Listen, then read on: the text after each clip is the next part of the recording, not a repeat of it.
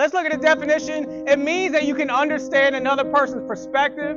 It is referred to as perspective taking and putting yourself in someone else's shoes. Empathy is a superpower. It is probably the most powerful characteristic you can possess in going in the workplace and creating change. Because the beautiful thing about empathy is it does not require you to agree with the other person. Empathy is just what does the world look like from that other person's perspective and trying to understand that.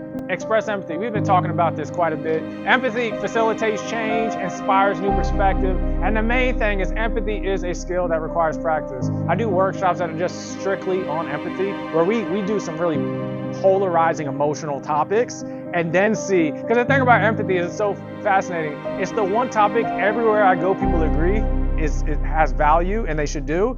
But then when you introduce topics that conflict with the things most important to them, all the empathy stuff goes out the window. Because it's to your point, the more emotionally invested you are, the harder it is to do this. But it is absolutely a skill that requires practice, and it requires a certain element of emotional intelligence too. Like, how am I feeling? How is this thing triggering me and impacting how I behave to someone else? But I truly believe empathy is a superpower. Someone interacts with an empathetic, non-judgmental, attentive listener, they're going to be less anxious. And if I am less anxious, I am less defensive.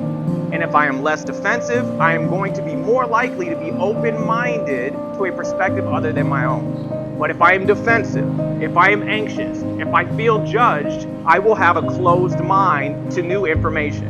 And you are not changing a closed mind. People will turn down resources and services and guidance that can help them if it's coming from a place of distrust and disrespect.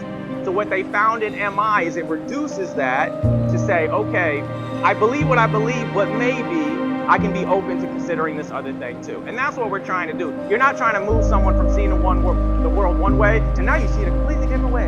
I did it. No, I see it this way. Well, maybe, I don't think so, kind of.